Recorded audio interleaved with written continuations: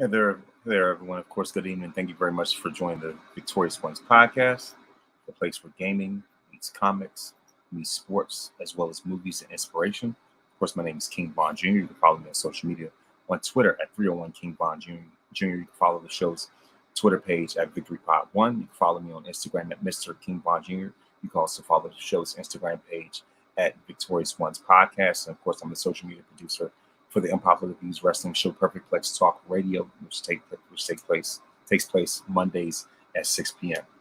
Hosted by Mike Knox, of course.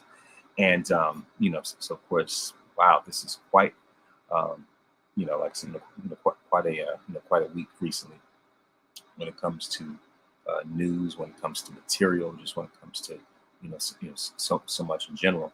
Of course tonight, of course, we're going to talk about.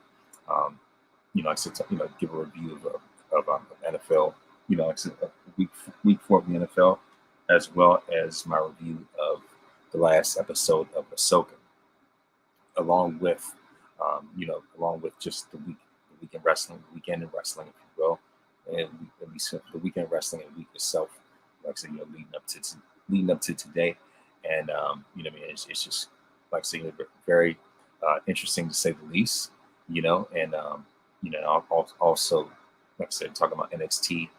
So, when it comes, like I said, talking about Monday Night Raw, NXT No Mercy.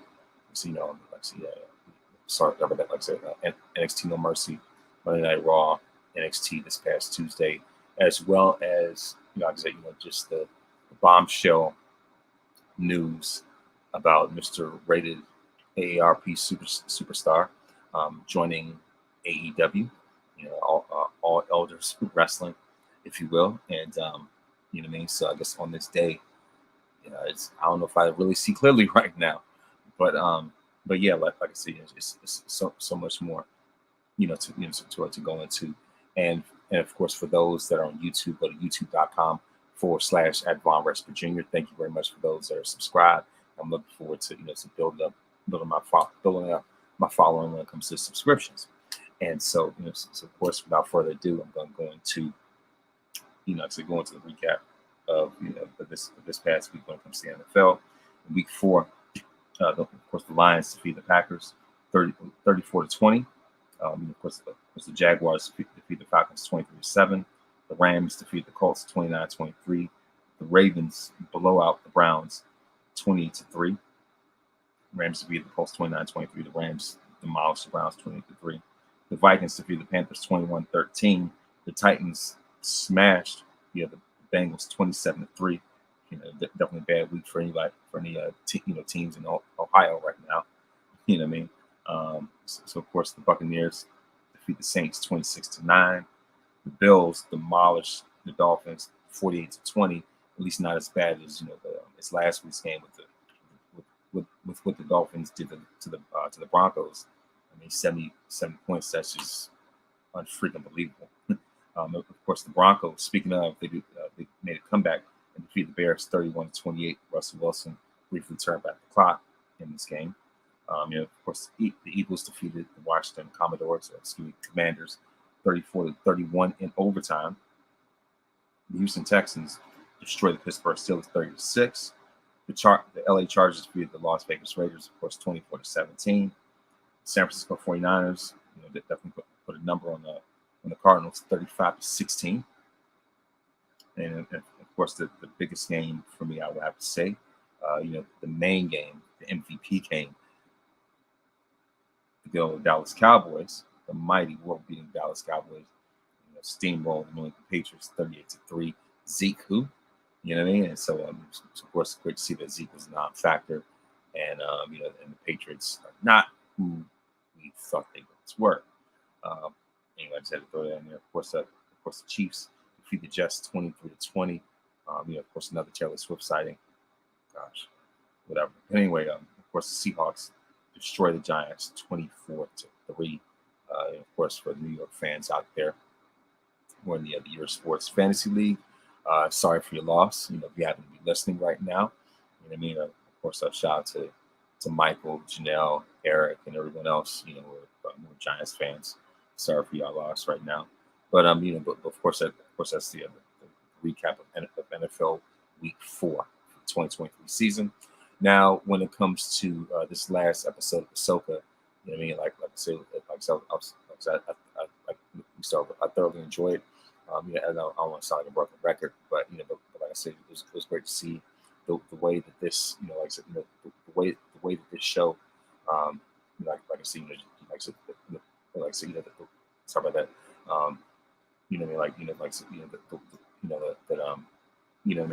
Like that, really, like I said, just the way that, the way that this show ends. Um, However, we end up seeing, end up seeing, like, like say, of course, you know, just to see, like I say, just to see someone.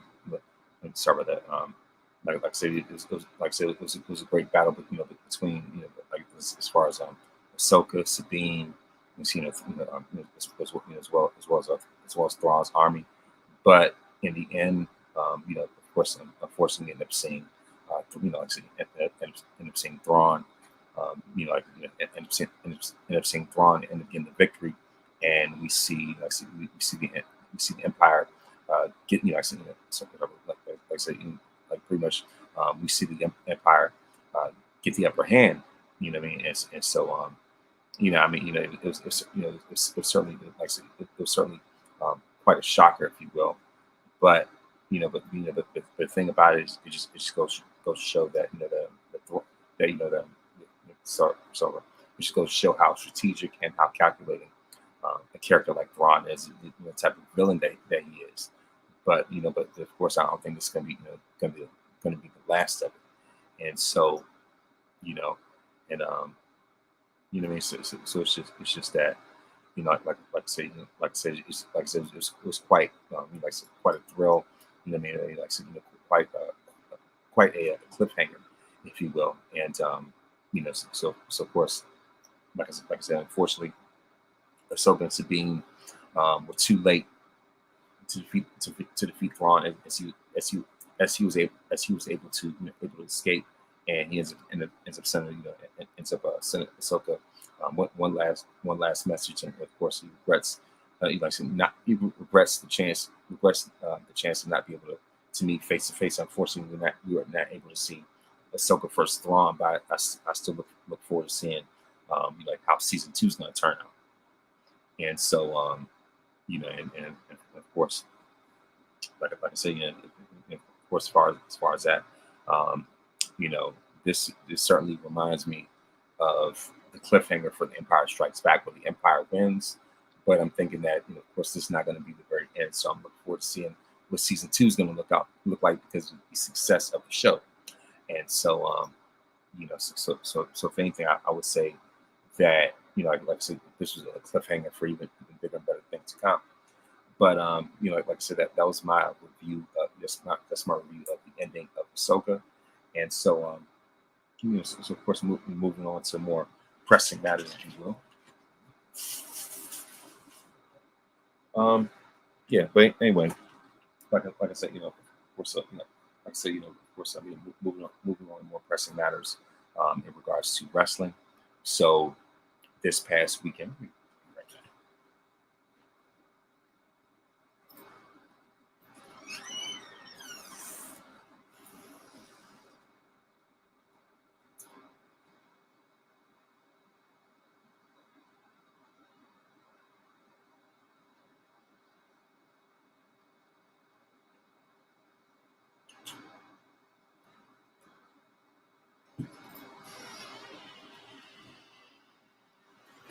sorry about that. But anyway, like I said, like I said, as far as that, quench my thirst a little bit.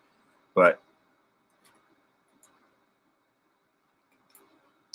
this, I would say that, that this past weekend, was very thrilling when it comes to wrestling, to say the least. Especially when it comes to, especially when it came to this past Saturday's No Mercy, which I feel as though stole the show when it came to wrestling this weekend. No Mercy took place in Bakersfield, California, and like I said, it was one of the finer NXT like I said, NXT pay-per-views or PLEs, as they say, to date. And so, and the thing is, I like the intro where they have the tribute to the WWF No Mercy game, like from back in the days of N64, which still holds up to this day as it's still one of the greatest wrestling video games of all time. And like I said, and the show itself certainly lived up to the hype. And you know what I mean. And of course, shout out to Shawn Michaels, the visionary that he is, and just his leadership when it comes to when it comes to the direction of NXT, when it comes to the execution of NXT. And I think it's more than enough time, more than enough time to give a guy like Shawn his flowers, or his roses in this case, because the fact that we know the HBK is without a shadow of a doubt one of the all-time greatest wrestlers and wrestling legend and icon and whatnot. And also at the same time, just to see, just to see how his hand is involved so much, just to see his imprint. Like I said, within NXT, I know that there were a lot of people that were not sure how NXT would thrive, or continue to continue to succeed after the untimely passing of Dusty Rhodes back in 2015. But of course, like I said, thankfully there was a blessing right around the corner, in the form of Shawn Michaels. So he's been with NXT since 2018. So it's like 5 years, and so of course, gradually over the time, he has found a way to establish his own identity when it comes to running NXT. He's found his way to, to create it in sort of his own image, if you will. And we look at storylines, we look at the character development, we look at his vision when it comes to smaller wrestlers. Look at the likes of Carmelo Hayes, Wesley, and like I said, so on and so forth, and just so many different others. What he's done when it comes to the execution of the women's matches, and there are certain elements, of NXT, especially when it comes to, for example, when Toxic Attraction broke up. Like I said, that was a page right out of the barbershop breakup, barbershop segment, the Rockers breakup with him and Marty Jannetty, things like that. When you look at the presentation of Carmelo Hayes, like that is, like I said, that's pretty much like another HBK Jr. clone. You know what I mean? And so, like I said, it's just so much of the impact that he has, and so, it's just like on one end, I know that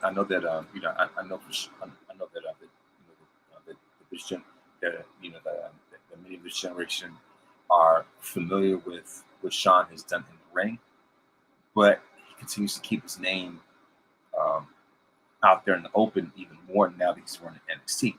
So I know that the many from this generation, previous generation, have become more familiar with, like I said, when it comes to Shawn Michaels, the wrestler, right? He's constantly in the conversation of being the GOAT, you know what I mean, and Mr. WrestleMania and whatnot. So there's no way that anybody would not be familiar with Shawn's in-ring career. But he adds even more layers as a producer of NXT, and you know what I mean. Like it's amazing to see, his imprint, his fingerprints, footprint, whatever you want to call it, on this product. And so, like I said, when you look at Stand and Deliver, when you look at Great American Bash, you know what I mean. Like so, all these other, all these other different events, War Games. You name it, right? Even War Games was a Dusty thing, but still, I've seen so many of this different stuff.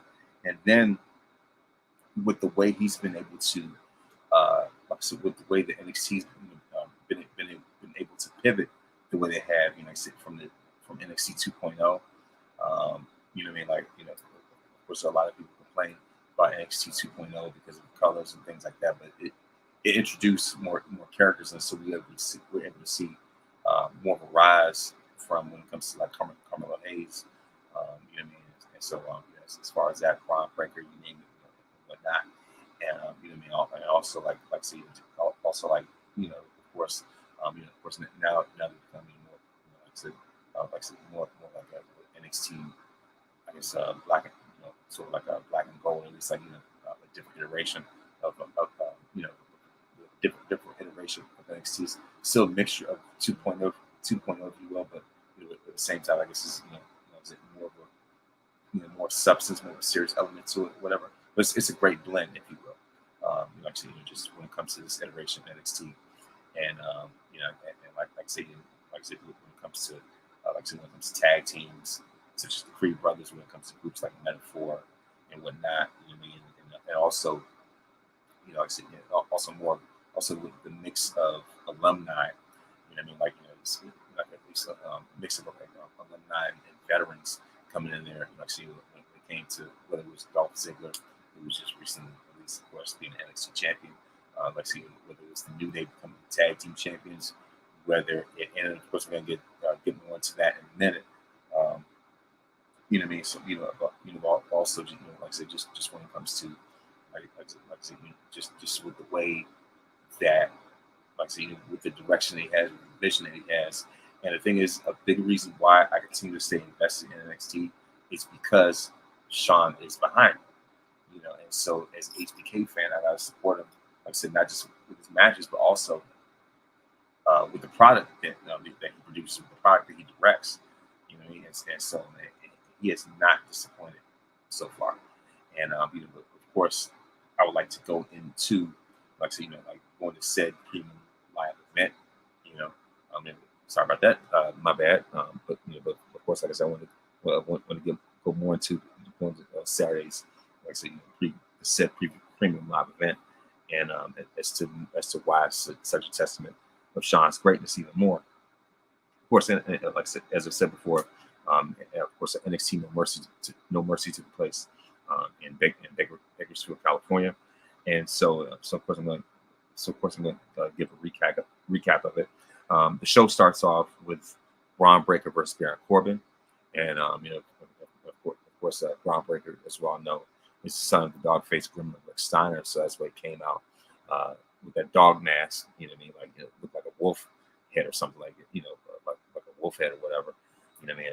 And of course, this match with him and Baron Corbin did not disappoint, just because of the warfare that that they've had. As a matter of fact, as a matter of fact, leading up to No Mercy, what was it, like last week?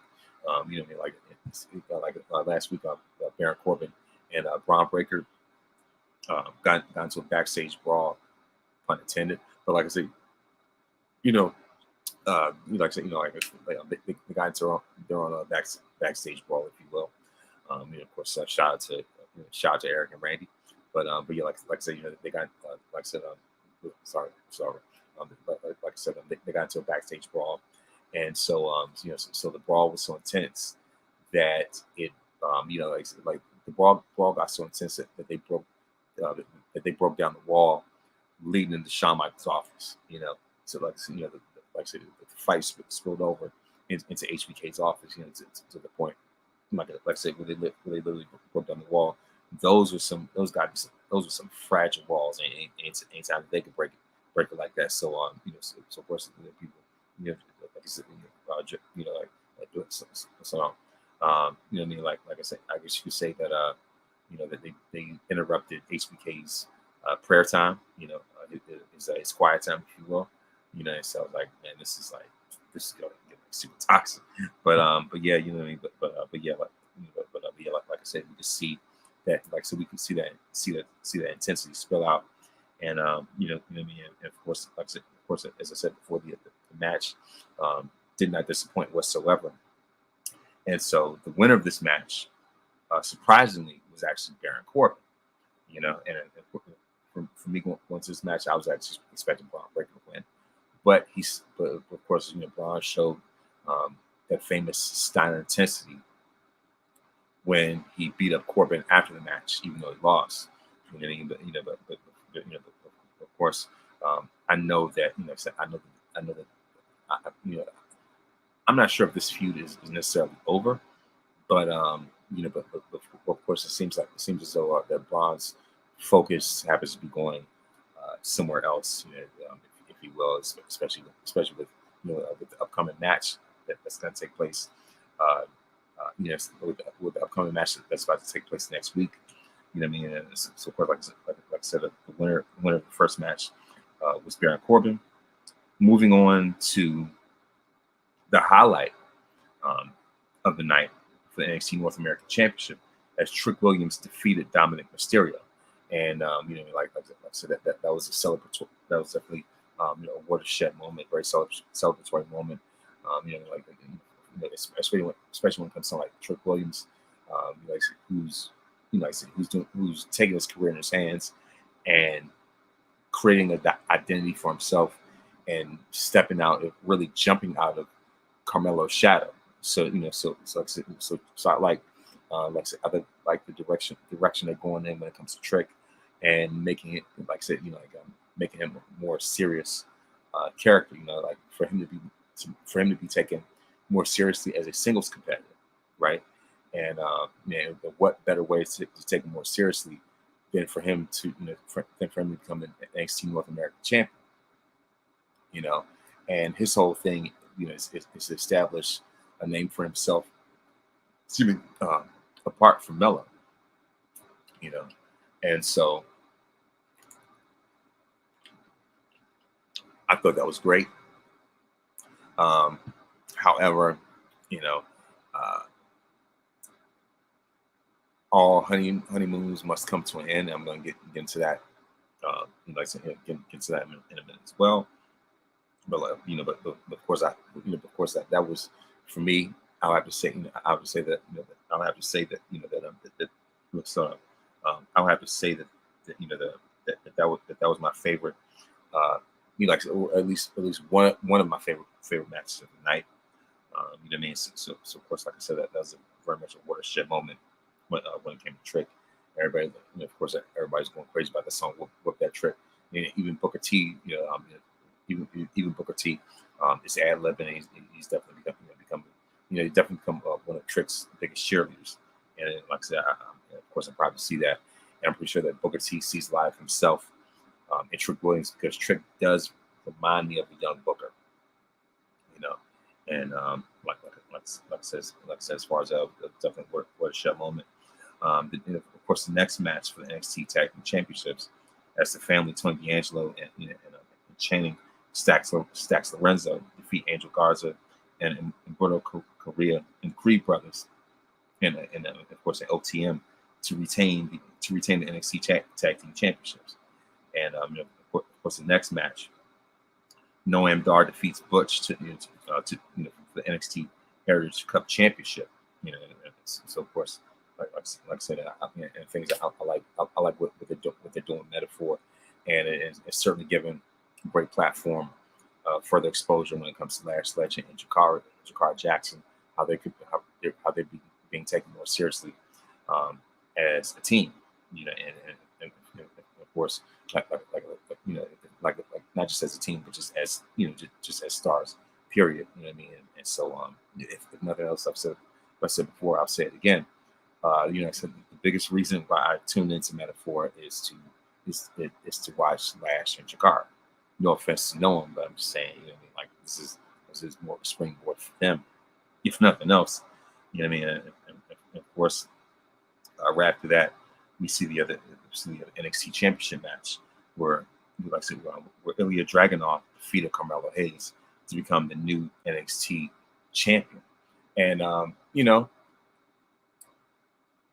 have no problem with it. I think it's pretty. I think it's a pretty nice change of pace. Because of the fact that Melo has carried that flag very well. He's been the champion for 6 months, ever since he defeated Braun Breaker at NXT Stand Deliver, Stand Deliver in Los Angeles during WrestleMania weekend. But of course, time and time again, Melo has proven that he is him. So of course he's known for not missing. But on this night, as the fans reminded him that Melo unfortunately didn't miss. And that there was a red flag that Melo was going to lose, because when he came out with his entrance, we showing the jerseys of the opponents he's defeated. Then it showed a jersey for Dragunov, which let me know that that we're certainly going to see a change. But also, I think it's definitely a Dragunov's time. Because he's been built up so great as it's just it's just super dangerous heel. What I mean? Like, so it's just like um, I feel as though it's important to cash on that on the momentum that he's establishing and he's building up.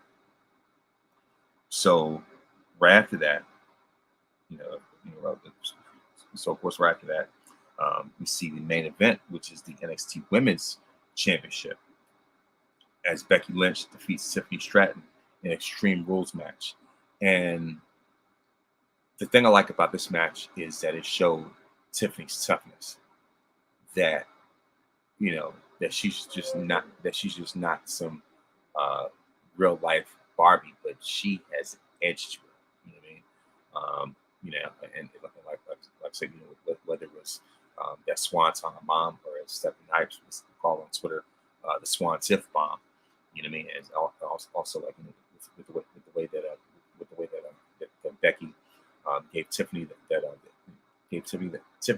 man the slam on those chairs, and like I'm saying, it's just like, I mean, it showed a whole different side to me. I think that's something that surprised a lot of people, and I know that Becky has been dealing with her fair share of damage after that match, with the picture that we saw of her arm afterwards on social media. You know what? This match is shot up when it comes to the greatest women's matches in NXT history. You could put it right up there with many of the different Four Horsewomen matches, whether it's a series of matches with Sasha versus Bayley at the NXT Takeover shows, whether it's Takeover Brooklyn, Takeover Respect, and that says a lot. You can put it up there with you can even put it up there with the NXT Fatal 4-Way match with the Horsewomen. You can put it up there with Asuka's NXT matches. And of course, speaking of Asuka, there's more that I say. There's certainly more to dive into that pretty shortly. So, like I say, when it comes to NXT No Mercy, I give it like 4 out of 5. You know what I mean? And so like I said, it was absolutely incredible. Even though Melvin lost, I will say that No Mercy overall did not miss. And Shawn Michaels, as I'm as we was going to go a little bit deeper into it pretty soon, he has he has been cooking. Like, this is pretty much the Michelin Man when it comes to NXT booking. You know what I mean? It's something. So like I said, this No Mercy PLE, it's no different. You know what I mean? Like, he continues to put out bangers after bangers after bangers as a producer, almost like he did in the ring. You know what I mean? And so on this, so of course this week, Shawn did not fail to put everything to put everything out there when it comes to when it comes to next week's NXT. And so when we look, and of course moving on to Monday Night Raw, right? Monday Night Raw started off, in epic fashion with the fight that broke out, fight that broke out between Nia, Shayna Baszler, Rhea, and Raquel. It's funny how Nia's enemies are all coming, gunning against her, and so it's just like all the I saw all the people that Nia's attacked, or I mean not all of them, but the main ones that she's victimized, victimized or at least been an enemy of, whether it's Shayna, her former tag team partner, whether it was Raquel when Nia came back and came back and attacked her, or whether it was Rhea Ripley, who Nia gave a bonds that dropped to, and so I figured it was only a matter of time before they all get their revenge, and we certainly saw that, right? And so of course I definitely like the way things are going when it comes to this, and so it's just my thing is, it's like, look, let them fight. You know what I mean? Like I say, when it comes to that, the more violence, the better. When it comes to women's wrestling on Monday Night Raw, and so of course, speaking of Rhea, she gave Dom, she gave Dirty Dom ultimatum. She gave him a challenge to, excuse me, to regain the NXT North American Championship, or else he was going to be out of the Judgment Day, right? So that was his objective, like a video game, and of course, excuse me, of course, spoiler alert, he does complete that objective, unfortunately, at Trick Williams' expense, But for Trick, it was fun while it lasted. At least he showed up to Raw. At least he showed up to Raw with the championship. I wish it would have lasted longer, but like I said, another story. Of course, we see Drew McIntyre be more of a heel or anti-hero or whatever, as he attacked Miz. You know what I mean? And so of course, when it comes to Monday Night Raw, it's it's centered around the Judgment Day, much like how SmackDown has been centered around the Bloodline. So it just goes to show, like the power of factions, the power of storylines, and how instrumental they are as being the lifeblood of wrestling. You know what I mean? And so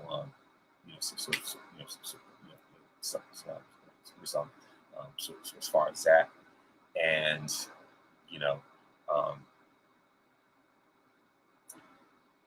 there's so if anything, there was a bit of other news, like the other wrestling news that happened this weekend as well.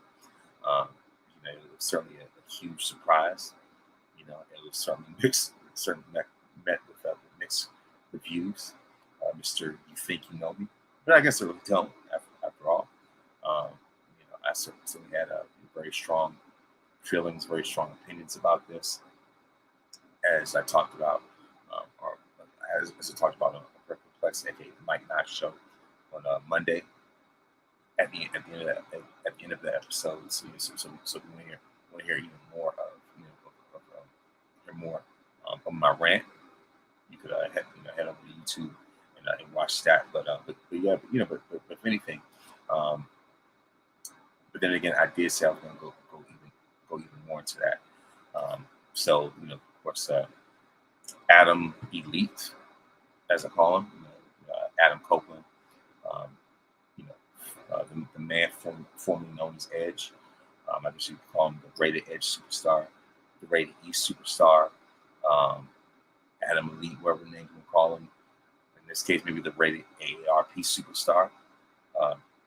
Decided to have his final send-off by going to AEW, all elderly wrestling, all EBT wrestling, and just like so of course, like I said on Monday, myself, Mike Knox, and of course a popular review executive consultant, my man Chris. We certainly had our very strong feelings about it, like I said, in terms of him, I guess pretty much all the best to him. If that's what he wants to do, whatever. But that doesn't stop some of us as fans from feeling the way that we felt about it. And was I in my feelings a tad bit? Kind of sore, I will admit. Did I over speak like on Trader? Whatever. It's this. This is pretty much up to the imagination. But I'll be honest. I was a bit disheartened. At the same time, it's just like he's proven everything he could at WWE. Um, I guess he wants to explore new horizons, whatever that's working, whatever that's going to look like. In all EBT wrestling. If anything, his main thing is to work with his BFF Christian, as well as old rivals such as the Hardy Boys. Of course, the former WCW franchise icon himself, Sting. And so Edge made his surprise debut at what was it, Wrestle Dream, is what I call it.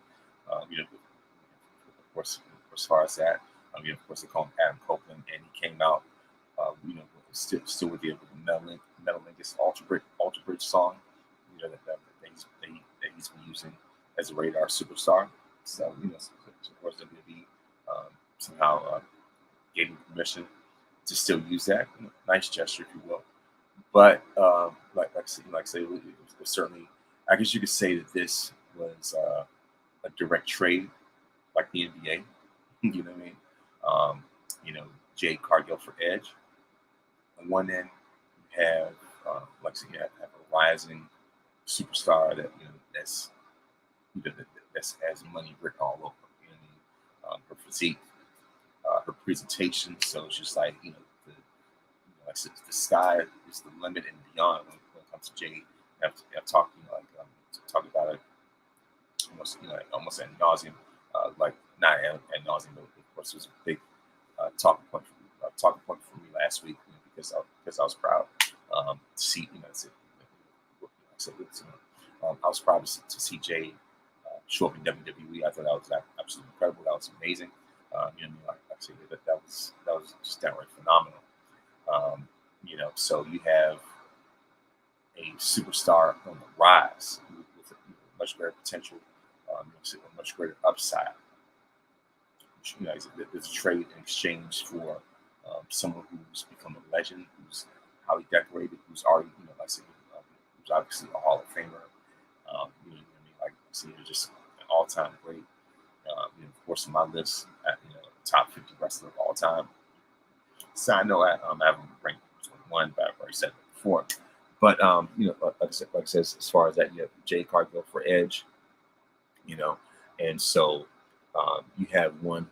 On one end, you have somebody who's making a bigger name for themselves, and someone that the current fans are going to be more familiar with, versus something more familiar with versus someone who is a far more established name. Who's more recognized within the wrestling circles, and so so as far as that, someone who's already passed his prime, or someone who is coming into her prime, if you will, and so something that's what it is. It's kind of tough for me to think of. I guess for the sake of time, I can really think of a specific example when it comes to there's plenty of examples, but like this reminds me of, like I said, direct like some of those NBA direct trades as far as like one superstar for the next, if you will. That's really what it is right now when it came to Jade and Edge. But I'll just say it like this. I'll be honest, that was a tad disheartened. The Edge decided to jump ship. You know what I mean? Just because, I don't want to sound like I'm getting my feelings about it, but he was one of the last people that I expected to jump ship. Because of the fact that WWE has gone out of their way countless times, time after time, to roll out the red carpet for this guy. As a matter of fact, this year was his 25th anniversary in WWE. They gave him a highlight package, video package. He's been on. He's had multiple Legends contract deals. Like I said, WWE has shown their appreciation for him over and he's one of those guys that you expect to be WWE lifer because he's a homegrown star. You know what I mean? So it's just like WWE has given Edge the type of red carpet, if you will, Legends treatment that they would reserve for the likes of an Undertaker, or Shawn Michaels, right? And the thing is, even though they weren't technically homegrown talent, but the thing is, they made their legend in WWE. They spent the most time in WWE. A great deal of the majority of their career spent in WWE, to the point where you thought they originally started right off the break in WWE. They're so synonymous with it.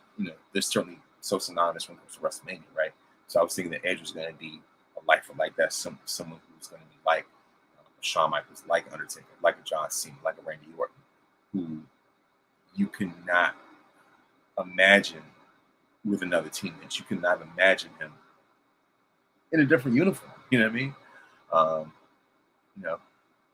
But clearly he has proven otherwise. As I said before, to say that I was disheartened is a bit of an understatement. I would say that that I was certainly got into certainly went to a little bit of a savage mode on Twitter about it, but whatever. You know what I mean? But I'm gonna cut to the chase. I'm not gonna BS about this. Edge at AEW is gonna look like Shaq with the Celtics. Edge at AEW is gonna look like Patrick Ewing with the Orlando Magic, or King Olajuwon with the Toronto Raptors. That's why I shared that picture on social media. A picture of Olajuwon guarding Washington Patrick Ewing. And I said that this is Edge versus Chris Jericho in AEW. That's just exactly what it's going to look like. You know what I mean? And so it's just like, I get it that you have names like that, names like him, Jericho, Christian, Sting, the Hardy Boys going there for name recognition, right? And also just for the sake of nostalgia purposes, because of the fact that TK himself, is a fan that's running the company. But at the same time, the future of the company has got to be built on youth, not nostalgia acts, right? And I know Edge was saying that, talking about feeling free, being free. I'm like, free from what? Free from having a legendary career, free from having whatever you want at the palm of your hands, free from, great feuds in your comeback with the likes of Randy Orton, Roman Reigns, Seth Rollins, free from those type of things, free from, establishing the Judgment Day, for being the foundation of the Judgment Day as they transform into what it is now,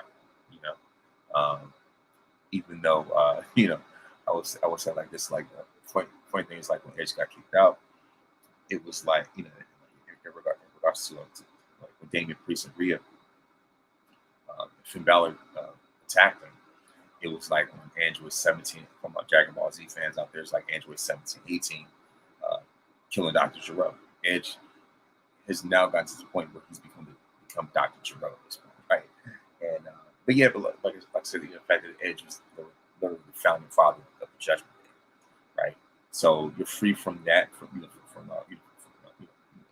I said, you're so when you say you're free, that means you're free from being someone who laid the groundwork, laid the groundwork from one of the hottest factions today outside the bloodline. Free from being in the main event of WrestleMania Night 2 in a triple threat match with Roman Reigns and Daniel Bryan. Free from that, right?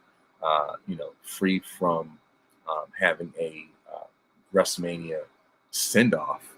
I guess if you want to say that's free, you know what I mean? Like free from, from having a Hell in a Cell match with defeat Finn Balor. Really Finn should have been the one to win for the sake of passing the torch, if you will. You know what I mean? but of course of course that's neither here nor there. Who am I to say anything, right? But yet we want to talk about being free, right? Um, it's just like WWE has oh man, like I said, as of right now, I'm actually rewatching um, No Mercy right now. I just saw Becky use a chain that a fan gave her to hit, Becky used a chain that a fan gave her as a weapon against Tiffany, and Tiffany got busted open. You know what I mean? So I was like, man, this is an incredible match. But yeah, like I said, like how, what more freedom do you need? Um, he was talking about being more of a full time guy, right? Um, versus being more of a part time attraction WWE. Um, sure, this is like, all right, if you want to be a full time guy, all right, whatever. But how much more do you have to give when it comes to being a full timer on the brink of 50 at the end of the month? Edge turns 50 the day before Halloween, right? And so, I mean, it's a nice, storybook ending, if you will, whatever. Um, I guess for him, but it's just like, how much is this going to elevate the future of the company? You know what I mean? How much, what is this going to do to really further elevate? You know what I mean? And of course, I know that there are people saying that it wasn't really Edge's call when it came to a lot of the wins that he picked up. Because let's face it, Edge picked up uh, his fair share of W's, even though he did catch L's here and there. We might see when it came to Randy Orton or Seth Rollins, but when it mattered the most, he did he did end up picking up um, some pretty big wins, of course, outside of like WrestleMania 37, we lost to Roman, got us stacked and pinned. Salute to the Tribal Chief. Never forget that.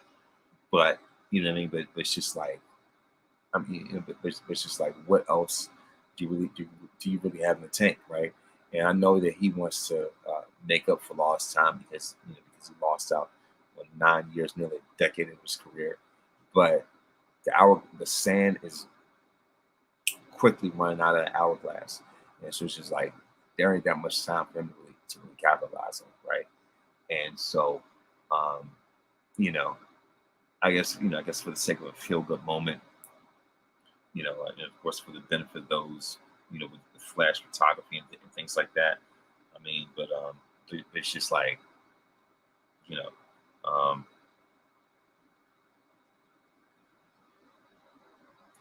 I feel as if I feel as though it's just like, what else what else is really there um, for him to prove, you know, other than reliving nostalgia. It's just like, but at some point the nostalgia's gonna wear off, So it's just like, what else do you like? Like I said, I get it. The Edge is a legend. He's an all time great, but what else are you really gonna bring to the table? I guess this was TK's way of of washing out that nasty taste from from CM Punk's tenure. You know what I mean? So I guess it's just to right the wrongs from what happened with Punk.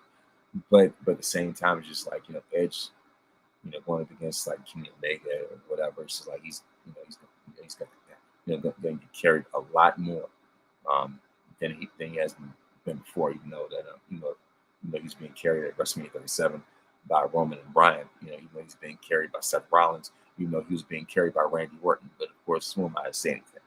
You know what I mean? Um, so it's just like, what else is there for you to really prove? You know what I mean? So like, outside of the nostalgia act, it's just like so, so, what else what is this going to do to really move things forward? And you know there's a part of me, not to sound like a skeptic or sound like a hater, but I don't really think that it's going to have the best uh, long term impact that people think it's going to be. You know, I don't want to sound like a pessimistic. I don't want to sound like this is an edge roast. But like I said, I don't really see it moving the needle the way that people think it's going to move the needle. As a matter of fact, it was pointed out. I just found out, like, when I went back and saw the video, with when I saw Edge's debut when he came out. Um, as he went to his left, he saw the fans, but as he went to the right, there were no fans on the end. You know what I mean? So it's just like you give up, um, you know, WrestleMania in Hollywood for having a match with with Luchasaurus or whatever, in some unknown place in Missouri or something like that. You know what I mean? But it's just like at some point, it's just like I get it that you want to live out, like your live out finale, but at the same time, at some point, it's got to get to a point where it's just like you made more than enough money, to keep yourself set for life. At some point, it's just got to be like, you know what? It's time to hang it up. It's time for me to pass my wisdom and expertise on to the next generation. And I'm almost certain, even though I'm not on WWE's payroll, but with the treatment that Edge has gotten, that like I said, with what they have done for him, and and all these things like that, and with what he's done for the company, I am almost for sure that when it's time for him to hang it up once and for all, the WWE would have a job lined up for him. Case in point, look at Shawn Michaels at NXT. You know what I mean? I'm pretty sure that the WWE probably had, I'm pretty sure that at some point WWE probably even have a job, some type of position open for the Undertaker, whenever he's ready. You know what I mean? But at the same time, it's just like, I'm not telling anybody what to do with their career.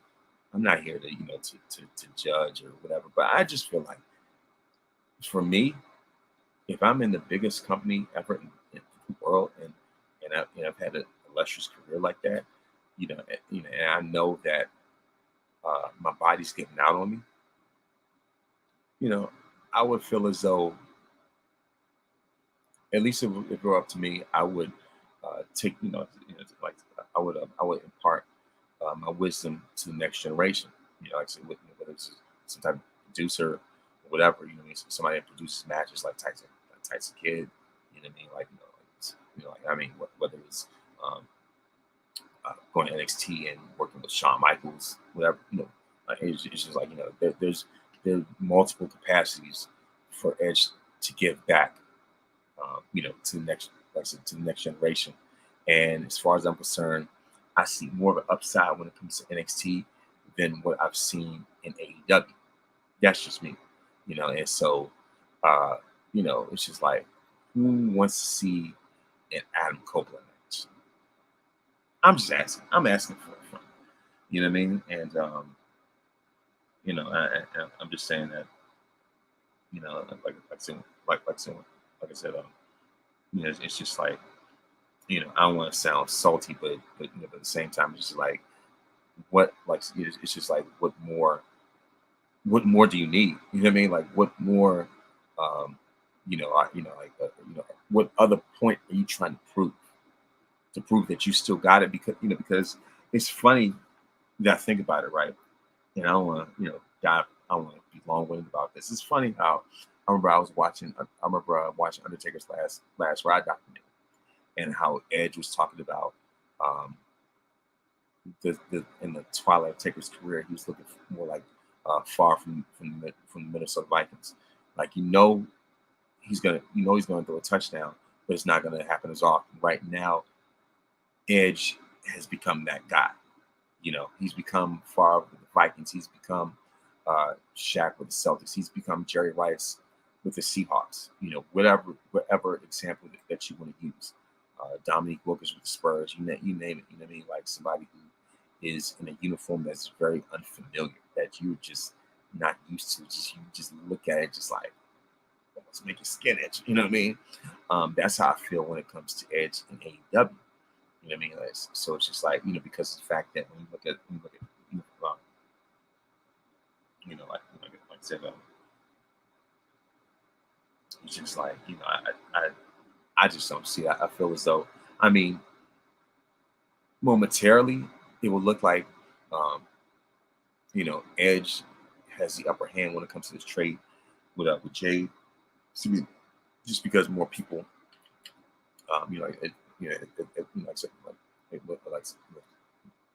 just because there are more people in my generation and before know who he is. But the thing is, I've heard in Twitter Spaces, teenage wrestling fans talk about not knowing who Edge was, not being familiar with Edge, and be like, what's the big deal about it? You know what I mean? And in fact that there are people, fans even older than myself, that look at Edge like, so, and what's the big deal? You know what I mean? That's different from like Shawn Michaels. That's different from Stone Cold Steve Austin. That's different from The Rock. That's different from John Cena. That's different from The Undertaker. You know what I mean? Like they know, like many of them know who they are, familiar with who they are. You know what I mean? Because their legacy speaks for themselves. Not saying Edge isn't a legend, because he is, but it's just like with him, it's just like, there are a lot. I know there are a lot of people who have become lukewarm when it comes to Edge, and he's kind of like falling off when it comes to him, in that regard. So, for him to lose his luster recently, it's just like whatever. It's just really about nostalgia at this point. In the long term, it's hard to sustain the success of a company when you're building more on the past than you are in the future. And I want to see AEW and these other promotions do well. I want to see them succeed. You don't want to see anybody out of a job. You certainly don't. But at the same time, it's just like you gotta learn from the past mistakes. Those who fail to learn from history don't repeat it. So in the sense that, if AEW doesn't learn from the mistakes of WCW, unfortunately, we may see history repeat itself. Because of the fact that WCW during the Monday Night Wars relied heavily on nostalgia. You know what I mean? Like whether it's Hogan, Savage, Piper, Mr. Perfect, you name it. A lot of NWO consists of ex-WWF guys. When you look at it, you know what I mean? But eventually, those older acts, those older names, eventually, their weaknesses started to show. Their weaknesses were magnified by the time the bell rang, and you saw them in those matches. It's just like, do I really want to see, remake of War Cell the Score, remake of WrestleMania 1? Do I really want to see a remake of Mega Powers Explode? Do you really want to see that over and over again? Do you really want to repeat that? And clearly, in the long run, the fans didn't. Obviously, they want to see something new, something more edgy, exciting. That's what the Attitude Era was for. That's what Austin 316 was for. That's what The Rock was for. That's what DX, and so on and so forth. You know what I mean? So that, like in that aspect, that's what gave me the upper hand, because WWF relied on their future, their present, and their future. Whatever, like I said, they're more modern stars. Whereas with AEW, they're relying on, like I said, on the past, like I said, Sting, Edge, Chris Jericho, Christian, the Hardy Boys. You know what I mean? It's no different, and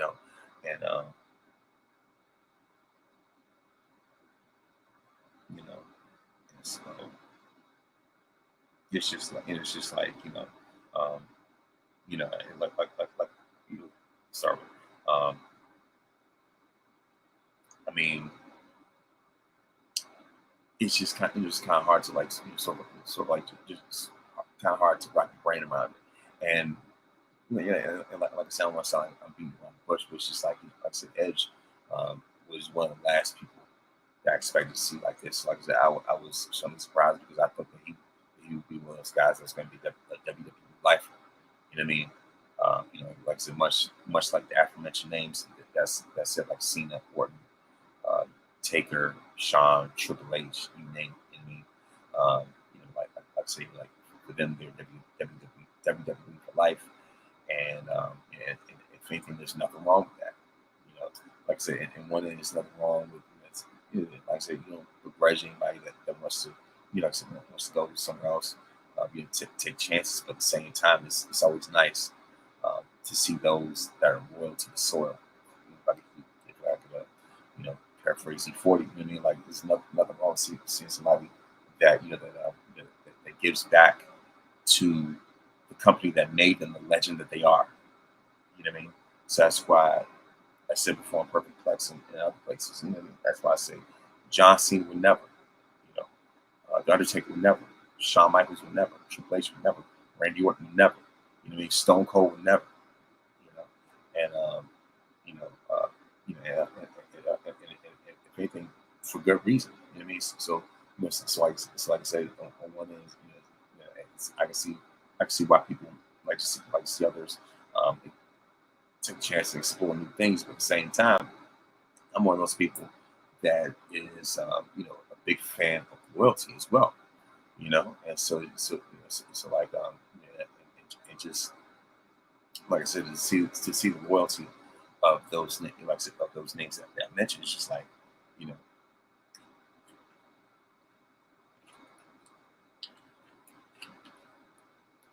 it's just something rewarding to see. you know um so like I said, it's just like Edge going to AEW. I was in denial at first about the rumors. I was in denial, and especially because I think what gets me is the fact that Edge is going on record and saying, he's WWE for life, he's pro WWE.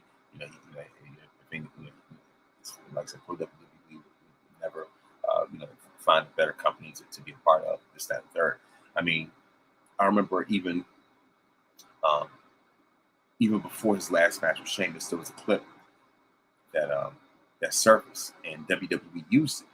There was a clip from like back in '92 um, when Edge asked Bret Hart um, how to get into WWE or WWF at the time, and Bret was giving advice, and whatever. But at the same time, he saw how hungry Edge was to join the WWF, like that was his dream. Ever since he was a kid, watching Hogan, watching, watching Hogan, watching Savage, Steamboat, Mr. Perfect, Bret himself. Like those type of influences. You think that was his end game, his ultimate dream, his ultimate goal, and stuff like that, right? And to the point where he was, and even before that Bret Hart interview, Edge was in the crowd for WrestleMania 6, where later WWE would even credit him as being a fan. They would even have his name in the credits as a fan. So all those different type of things, you think that Edge would be, locked in WWE forever, right? Um, you know, Whereas when you see somebody like Chris Jericho go to AEW, looking at it, it kind of makes more sense because Jericho has had experience being in other companies, like just wrestling all over the world before he got to WWF, right? So that kind of makes more sense. Whereas with Edge, WWE was all he has ever known, And at this point in his career, I think it's kind of hard to really make that type of adjustment like that, um, And so it's just like, like I said, the biggest concern is, you know, um, the talent that they have on their roster and how, like how they can be circumvented uh, because of this, just because of just because of AEW wanting to be on the nostalgia bandwagon. So it's just like Edge was now my bingo card of leaving WWE. That was just me. I feel as though I see he was not like I said, like I said, he's not my bingo card. I wanted to deny it as much as I could, but apparently it was becoming inevitable. You know what I mean? So at least for me, it would have been great for him to have, obviously, and I guess because of the fact that he had the last match with Sheamus, it was just like there's no way that his WWE career overall is just going to end completely like that. I thought he would at least have a bigger send off, like WrestleMania 4. I felt as though he was more deserving of, like I said, of a bigger send off, like I said, WrestleMania 40 match, possibly with Cena for one last time, right? That kind of thing. And not only that, but um, as I said before, October 30th is the last Monday. Sorry, October 30th. Like I said, October 30th is the last Monday in October. So that night is going to be the last Monday Night Raw of the month, and that's Edge's 50th birthday. So so I'm pretty sure that they had something special laid out, something special panned out for his 50th birthday, like a huge celebration and stuff like that. But clearly, that's not going to happen. So they had to scrap that all together, right? And I was looking forward to seeing, a huge Edge 50th birthday celebration and whatnot. But it's just like now, when I saw him sitting side by side with TK, I was like, yeah, this dude's playing our face. You know what I mean? Like I feel as though I was like, yeah, I got them just it's just like seeing somebody just playing your face. You know what I mean? So it's like, come on now. Adam could have done better than that. It's just like whatever. You know what I mean? Like Adam rated Edge, Copeland rated E, Ledge, wherever you want to call yourself. And he even trademarked the term Ledge End. Okay, whatever, you know what I mean? Like the Radar era, whatever, and Radar era T-shirts, whatever. I feel like so. Those are the Radar era has already passed you by, sir. The Radar era was the Ruthless Aggression era. You know what I mean? So the Ruthless Aggression early PG era, right? So it's just like it's time to let that go. And it's funny how anytime anytime somebody has a match with Randy Orton, they end up being AEW. Anytime somebody's a legend, at least pretty much like their send off feud is with Randy Orton, whether it's Christian, whether it's Big Show, Matt Hardy, and now Edge. You know what I mean? So it's just like like we see Randy Orton, it's like the kiss of death. And also not just when it comes to Randy Orton, in Edge's case, Orton as well as Roman Reigns. You know what I mean? Like I said, never forget. Of course, like the smash, stack, and pin.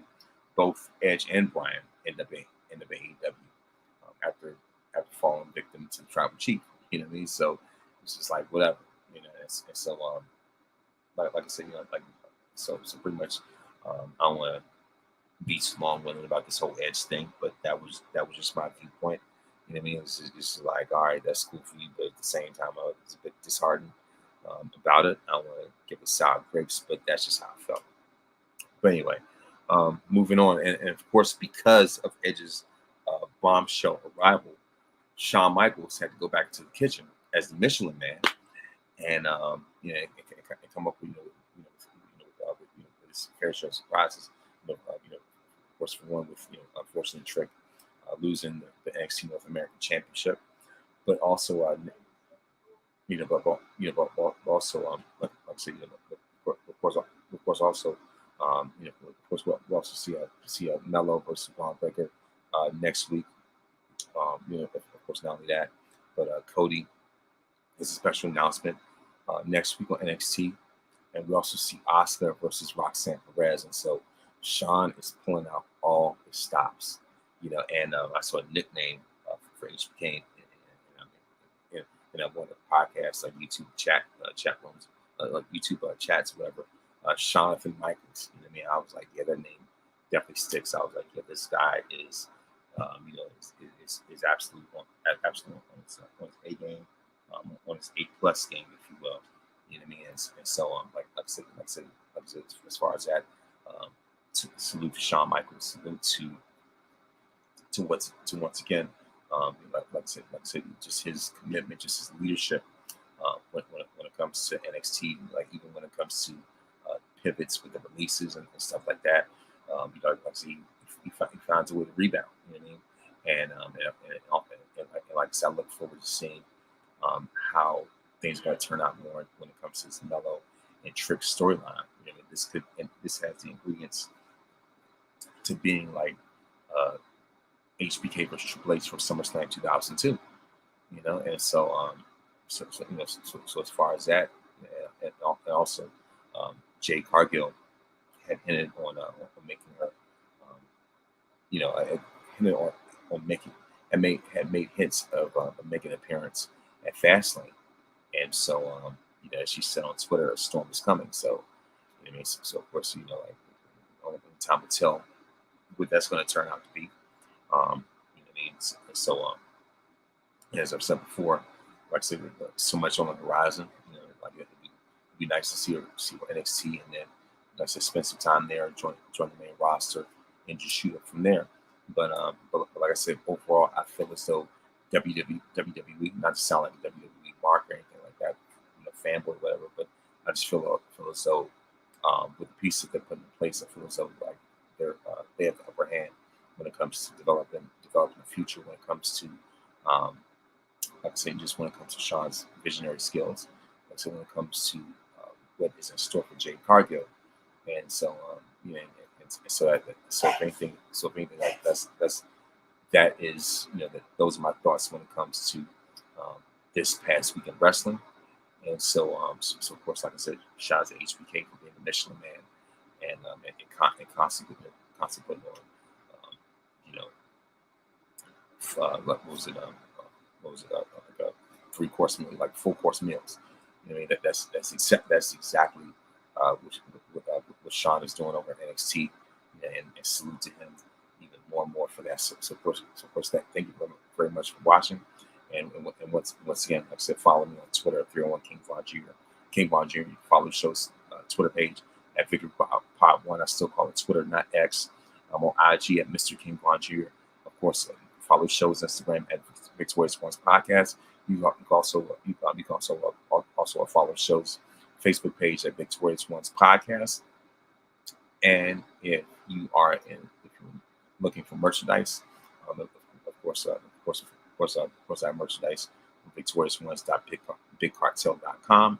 And right now, I have the Romans Empire shirt, and so I look forward to add even more. Like I said, I'm in the works of getting even more designs put up on there as well. And so of course, that is it for that's it for this edition of the Victorious Ones podcast. Thank you very much for watching, whether it was live, whether it's on a replay, and once again, continue to support me on YouTube at Von West Virginia. I'm looking forward to making that audience grow as well. Thank you very much for watching, and have a great night.